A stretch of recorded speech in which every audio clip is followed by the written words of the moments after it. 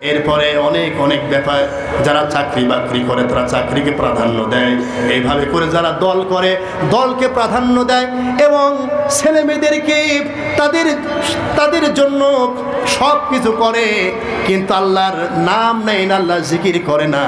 এ সকল ব্যক্তিদেরকে আল্লাহ বলতেছেন ফাতারাব্বাসু হাত্তা ইয়াতিয়াল্লাহু বিআমরি, অপেক্ষা করো, আমার নির্দেশ না আসা পর্যন্ত অপেক্ষা করতে থাকো। আপনারা বলেন তো যে পানির অপর নাম কি? জোরে বলেন, পানির অপর নাম কি? আবার মৃত্যু আছে। পানির এক নাম জীবন আর একটা মৃত্যু। কেমন? এখন আপনার পানির পিপাসা পেয়েছে, পানির পিপাসা আপনার পেয়েছে, আপনার যতটুকু খাইলে পিপাসা মিটে যাবে, এই পানি হবে আপনার জীবন, ঠিক কিনা? এখন কারো যদি পানির পিপাসা পায়, আর এই পিপাসা মেটানোর জন্য সে যদি সাগরে ঝাঁপ দেয়, বলেন তো এই পানি তার জন্য জীবন হবে না মরণ হবে? আমার বন্ধুগণ, আপনার জন্য আমার জন্য যতটুকু আল্লাহ পাক সম্পদ রেখে দিয়েছেন, এই সম্পদ আপনার হবেই, অবশ্যই হবে, বিশ্বাস করতে হবে। পৃথিবীর সৃষ্টির 50,000 বছর আগে আল্লাহ আপনার জন্য সব লিখে রেখে দিয়েছেন, তকদির করে দিয়েছেন, বিশ্বাস করা লাগবে। আর যখন আপনি সাগরে ঝাঁপ দিবেন, অর্থাৎ এতিমের মাল, ভাইয়ের মাল, বোনের মাল, অনেক ব্যক্তি আছে, অনেক ভাই আছে, বোনের সম্পদ তার ভিতরে আটকায় রেখে দিয়েছে, আছে না? আছে কি না? অনেক ভাই সম্পদ আর এক ভাই দখল করে রেখে দিয়েছে। একজন দুর্বল, সে তো কিছু করতে পারবে না, তার তো লোকজন নাই, শুধুকে তার টাকাগুলো নিয়ে আটকে রেখে দিয়েছে। টাকার কথা বললেই খালি হুমকি দেয়, ঠিক কিনা? এরকম আছে কিনা? এখন আপনি যদি এরকম সাগরে ঝাঁপ দেন, এই সম্পদ আপনার জন্য মরণ হয়ে যাবে। আর আল্লাহ পাক হালালভাবে আপনার জন্য যতটুকু সম্পদ রেখে দিয়েছেন, ওই সম্পদ আপনার জন্য জীবন হবে, আপনার বাঁচার মাধ্যম হবে। কিন্তু আজ আমরা যার যেখানে শক্তি আছে সে সেখানে শক্তি প্রয়োগ করতেছি, যার যতটুকু ক্ষমতা আছে সে সেখানে তার নিচের পদের যেগুলো লোক আছে তাদের উপর আমরা সেই প্রভাব ফেলাচ্ছি, ঠিক কিনা? রাসূল বলেছেন, যারা জুলুম করে এই জুলুমকারীদের জন্য কিয়ামতটা হবে অন্ধকার। বলেন কি হবে? অন্ধকার হবে। যারা জুলুমকারী এরা কিয়ামতের দিন খালি এরকম করে অন্ধের মধ্যে হাতাবে, রাস্তা খুঁজে পাবে না কিয়ামতের দিন।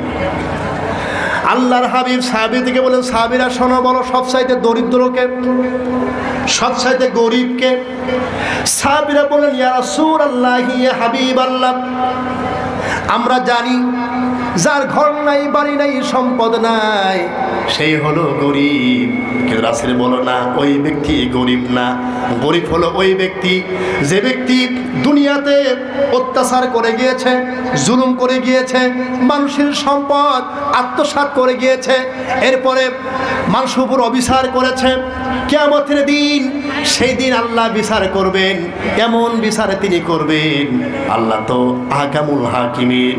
আল্লাহ বলছেন, লা যুলমাল ইয়াউম ইন্নাল্লাহা সারিউল হিসাব। আল্লাহ সেদিন কার উপর কোনো জুলুম করবে না, অত্যাচার করবে না, সূক্ষ্মভাবে হিসাব করবেন তিনি। হিসাব শুরু হয়ে যাবে। এই যে আপনি একজন রিক্সা চালককে থাপ্পড় মেরেছিলেন, একজন ভ্যান চালককে থাপ্পড় মেরেছিলেন, আপনার বাড়ি কামলা দিতে এসেছিল, তার একটু অপরাধ একটা থাপ্পড় মেরেছিলেন, ঠিক কিনা? আপনার নিচে যারা আছে তাদের উপর জুলুম করেছিলেন, এবার আপনি দুনিয়াতে ভালো ভালো কাজ করেছেন, নামাজ পড়েছেন, উমরা করেছেন, হজ করেছেন, দান করেছেন, সাদকা করেছেন, কিয়ামতের দিন আল্লাহ পাক সেদিন আল্লাহ বিচার করবেন আপনার থেকে সওয়াব দিয়ে ওই সেই মাজলুম ব্যক্তি যার উপর অত্যাচার করা হয়েছিল সেদিন আপনার সওয়াব দিয়ে তাকে পরিশোধ করা হবে। কি দিয়ে? সওয়াব দিয়ে। সওয়াব দিতে দিতে শেষ হয়ে গেল সওয়াব। কিন্তু আপনি যে কত মানুষের থাপ্পড় মেরেছেন, কত মানুষের হক মেরে খেয়েছেন, কিন্তু এটা তো এখনো জুলুমের মাত্রা তো শেষ হয় নাই। যার উপর জুলুম করেছেন ও তো পাপ কিছু করেছে, ঠিক কি না? করেছে না? পাপ করেছে। ওর পাপগুলো সেই দিন আপনার নেতা, আপনার খুব ক্ষমতা, কিন্তু কিয়ামতের দিন আপনি তো অসহায়। রাজা বাদশারা সেই দিন এতিম হয়ে যাবে, কিছু বলার কোনো ক্ষমতা থাকবে না সেদিন। আল্লাহ পাক সূরা হাক্কার মধ্যে বলছেন, ওয়া আম্মা মান উতিয়া কিতাবাহু বিশিমালিহি ফায়াকুলু ইয়া লাইতানি লাম উতা কিতাবিয়া। যেই দিন আল্লাহ পাক বান্দার বাম হাতে আমল দিয়ে দিবে, আমল পাওয়ার পর সেই দিন সে বলবে লাম উতা কিতাবিয়া, এই কিতাব যদি আমাকে না দেয়া হতো, ওয়ালা মাদরিমা হিসাবিয়া, আর আমার হিসাব যদি আমি না জানতাম, ইয়া লাইতাহা কানাতিল কাদিয়া, দুনিয়ার মৃত্যুই যদি শেষ হয়ে যেত কতই না ভালো হতো। সেই দিনই বান্দা দুনিয়ার কথা স্মরণ করে বলবে, মা আগনা আন্নি মালিয়া হালাকা আন্নি সুলতানিয়া, মা আগনা আন্নি মালিয়া। হায় রে, আজকে কোনো ধন সম্পদ আমার কাজে লাগলো না। দেখেন, আমরা যারা সম্পদ তৈরি করতেছি, আপনার সম্পদ বানান আমি না করতেছি না, আপনার সম্পদ হোক এটা আমি না করতেছি না, সম্পদ বানান কিন্তু হালাল ভাবে বানান, ঠিক কিনা? হালাল ভাবে আল্লাহ যা হুকুম সেই হুকুমের মধ্য দিয়ে বানান। সম্পদ দরকার আছে, কিন্তু এই সম্পদ যদি হারাম ভাবে হয়, অবৈধভাবে হয়, মানুষের সম্পদ যদি লুণ্ঠন করে আপনার সম্পদ বাড়ান, এতিমের হক, মিসকিনের হক, গরিবের হক, এরপর আপনার প্রতিবেশীর হক, আপনার ভাইয়ের হক, বোনের হক, মায়ের হক, আত্মস্বজনের হক, এই হকগুলো যখন আপনি নিজের করে নেবেন, এই সম্পদের কথা সেই দিন মনে পড়বে আর বলবে, মা আগনা আন্নি মালিয়া, হায় আফসোস, আজকে এই সম্পদ আমার কোনো কাজে লাগলো না।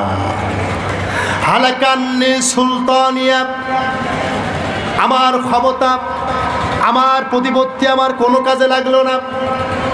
দুনিয়াতে থাকা অবস্থা আমাকে কত মানুষ সম্মান করত, সেলুট দিত, ঠিক কিনা কতক্ষণ না কেন? সেই দিন কিয়ামতের দিন রাজা বাদশাহ ধনী মানুষগুলো এতিমের মতন আল্লাহর সামনে দাঁড়িয়ে যাবে, কারোর কোনো ক্ষমতা নাই, কেউ ক্ষমতা দেখাতে পারবে না সেই দিন। আল্লাহ পাক পরে কি হবে সেই কথা আগে উঠাই দিয়েছেন। এই লোকগুলো সেই দিন বলবে, হালাকা আন্নি সুলতানি, হায় হায়, আমার কই সেই কর্মী, আমার নেতা, আমার দলবল কই, যারা আমাকে সম্মান করতে, সে সকল কই? কেউ না। ওই দিন এমন পরিস্থিতি হবে, হালাকান্নে সুলতানিয়া, হাই হাই, কোনো ক্ষমতা নাই আমার। আল্লাহ সেদিন বলবেন, খুযুহু ফাগুল্লুহু সুম্মাল জাহিমা সাল্লু। ফেরেশতারা এদেরকে ধর আর জাহান্নামে নিক্ষেপ কর, সুম্মা ফি সিলসিলাতিন যারউহা সাবউনা যিরান ফাসলুকু। 70 গজ বিশেষ শিকল দিয়ে বেঁধে তাকে জাহান্নামে নিক্ষেপ কর। অপরাধটা কি ছিল? কোন অপরাধে তাকে এরকম শাস্তি দেওয়া হবে? ইন্নাহু কানা লা ইউমিনু বিল্লাহিল আযীম ওয়া লা ইয়াহুদ্দু আলা তাআমিল মিসকিন। জোরে বলুন সুবহানাল্লাহ। অপরাধটা হলো আল্লাহর প্রতি ঈমান আনে নাই, আর মাল সম্পদ গুছিয়েছে, এতিম মিসকিন খাইতে দেয় নাই। এই সকল অপরাধে জাহান্নামে তাদেরকে দেয়া হবে। আমার বন্ধুগণ, আমার ভাইয়েরা, ওই দিনটা বড়ই কঠিন হবে। ওই দিনের কথা একটু আমাদেরকে স্মরণ করা লাগবে। কথা বল না? শুধু তাই না, ওই দিনটা এমন হয়ে যাবে যখন জাহান্নামে নেতা এবং কর্মী সকলে জাহান্নামে ঢুকে গেছে। ঢুকে যাবার পর সেদিন কর্মীগুলো নেতাদেরকে উদ্দেশ্য করে বলবেন, ফাকালাত দুআফাউ লিল্লাযীনা ইসতাকবারু ইন্না কুন্না লাকুম তাবআ। সেই দিন দুর্বলেরা, কর্মীরা সেই দিন নেতাদেরকে বলবেন, ও নেতারা, আমরা তোমাদেরকে মেনেছি, তোমাদেরকে অনুসরণ করেছি, যা বলেছো তাই করেছি, যাকে মারতে বলেছো তাকে মেরেছি, যার ঘর ভাঙতে বলে তার ঘর ভাঙিয়ে দিয়েছি, যাকে অপবাদ দিতে বলেছো তাকে অপবাদ দিয়েছি। আমরা তোমাদের অনুসরণ করেছি, তাবা অনুসরণ করেছি। ফাহাল আনতুম মুগনুনা আন্না মিন আযাবিল্লাহি মিন শাই'ইন। সেই দিন নেতারা বলবে, সেই দিন কর্মীরা বলবে, ও আমার নেতা, আজকে তোমরা যারা আছো, তোমরা কি আল্লাহর কাছ থেকে একটু আযাব কি হালকা করে দিতে পারবে নাকি? কারণ দুনিয়াতে তোমরা তো অনেক বাহাদুরি দেখায়, ঠিক কিনা? এখন দুনিয়াতে তোমাদের অনেক ক্ষমতা ছিল, ক্ষমতার ঠেলায় ফেটে পড়েছো, অস্থির হয়ে গেছো। আজকে তোমরা কি আমাদেরকে একটু আযাব কি হালকা করতে পারো নাকি? পারবে নাকি? এই যে আপনার চুপচাপ আছেন, মনে হয় নেতারা আল্লাহর আযাব মনে হয় হালকা করতে পারবে কর্মীদের উপর থেকে, নাকি পারবে? এবার কর্মীরা নেতারা কি বলে শুনুন, ক্বালু লাউ হাদানাল্লাহু লাহাদাইনাকুম।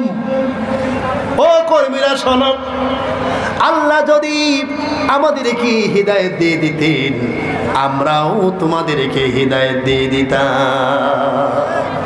আপনারা বলেন, নেতাদেরকে কি আল্লাহ হিদায়াতের রাস্তা কি বন্ধ করে দিয়েছেন নাকি? কথা কন না কেন?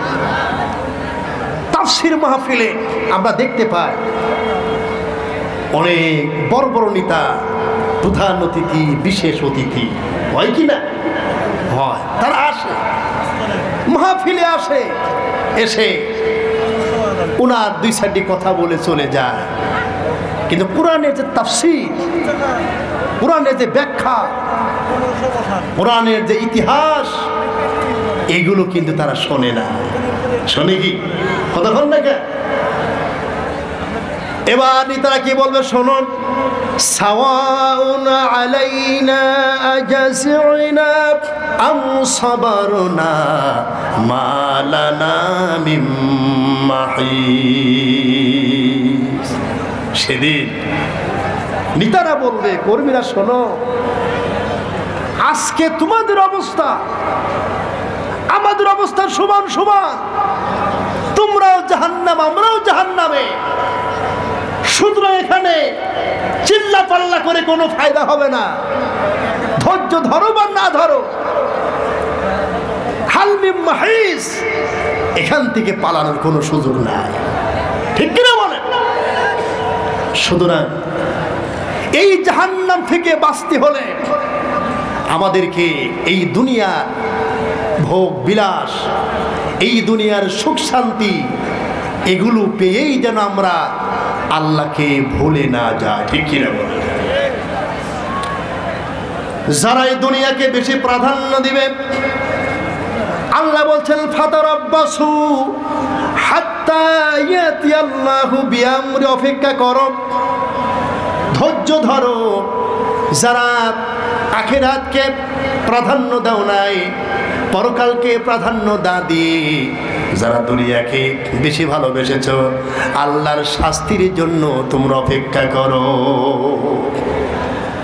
আমার ভাইয়েরা, আমি যে বিষয়টা নিয়ে কথা বলছিলাম, সেই বিষয়টা কি? বিষয়টা হলেন এই দুনিয়াতে যা আমরা পেয়েছি, যত খাদ্য পেয়েছি, যত রিজিক পেয়েছি, যত সুখ পেয়েছি, যত শান্তি পেয়েছি, এর চাইতে অসংখ্য অসংখ্য শান্তি আমার আল্লাহর কাছে রয়েছে। যেরকম সুবহানাল্লাহ। قل أنبئكم بخير من ذلكم للذين اتقوا عند ربهم جنات تجري من تحتها الأنهار। আল্লাহ পাক বলছেন, দুনিয়াতে তোমরা স্ত্রী পেয়ে, সন্তান পেয়ে, স্বর্ণরূপা পেয়ে, বাড়িঘর পেয়ে, পশুপাল পেয়ে, কৃষি খাবার পেয়ে আমাকে যারা তোমরা ভুলে গিয়েছো, আল্লাহ পাক তাদের কথাই বলছেন আল্লাহু ইন্দাহু হুসনুল মাব, আমার কাছে উত্তম জিনিস রয়েছে। তোমরা যা ভোগ করতেছো আমার বন্ধুগণ, আপনারা বলেন এই দুনিয়ার সুখ শান্তি কতদিন হতে পারে? 50, 60, 70, 80, 100 বছর আর এখন মানুষ বাঁচে না, ঠিক কিনা? 100 বছর বাঁচে কতক্ষণ না? এত আলিশান আপনার সম্পদ, বাড়িঘর, লোকের অভাব নাই, কোনো কিছুর অভাব নাই। মালাকুল মউত এসে গেছে, এখন আর আপনার আর থাকার আর কোনো সুযোগ নাই। এখন আপনাকে চলে যেতে হবে। ওই যে টাইস করা বিল্ডিং, ওটা পড়ে আছে। আপনি চিন্তা করছেন যে আমি মারা গেলে আমার বউ কি হবে, আমার ছেলের কি হবে, আমি মারা গেলে কি হবে, এই বিল্ডিং এটা সেটা কিছুই হবে না। আপনি মারা গেলে আপনি কিছুই হবে না। আপনার বউটা 2-4 দিন কান্নাকাটি করবে, তারপরে আবার আগেকার মতো, ঠিক কিনা? আপনার মা কিছুদিন কাঁদবে, মাটা বেঁচে থাকে, মা ভুলবে না, যেহেতু মা আপনাকে ধারণ করেছে, মা আপনাকে ভুলবে না। ছেলে মেয়ে ভুলে যাবে, বউ ভুলে যাবে, ছেলে মেয়েরা কি বলবে, আমার আব্বা কি রেখে গেছে। অনেকের আব্বা কত কিছু রাখলো, আমার আব্বা তো কিছু রেখে যায় নাই, আমার আব্বা খালি খেয়ে গেছে, কিছুই করেন আমাদের জন্য। অথচ আপনি অনেক কিছু করেছেন, আপনার আর তারা নাম নিল না। আপনার জন্য তো দোয়া দূরের কথা, আরো আপনার বদনাম করো, ঠিক কিনা? এই ছেলে আপনার কাজে আসলো না, মেয়ে, স্ত্রী, আত্মস্বজন, দলবল, নেতানেত্রী যা আছে সকলকে ফেলায় রেখে আপনি কবরে চলে গেলেন। এবার হিসাবটা দেবে কে? কতক্ষণ না কে হিসাব কে দেবে? যিনি গেল কবরে, হিসাবটা দেবে কে? তার বউ দেবে না ছেলে দেবে না মেয়ে দেবে? কতক্ষণ না কে? যে যাবে তারই হিসাব দেওয়া লাগবে। এই জন্য এই দুনিয়ার মোহে না পড়ে একটু আল্লাহর কথা স্মরণ করুন। আল্লাহ পাক বলছেন ইন্নামাল মুমিনুনাল্লাযীনা ইযা যুকিরাল্লাহু ওয়াজিলাত কুলুবুহুম ওয়া ইযা তুলিয়াত আলাইহিম সাদাতুহুম ঈমানাও ওয়া আলা রাব্বিহিম ইয়াতাওয়াক্কালুন। প্রকৃত মুমিন কারা? আল্লাহ পাক দেখায় দিলেন আঙ্গুল দিয়ে। প্রকৃত মুমিন কারা? ঈদের কর্ণ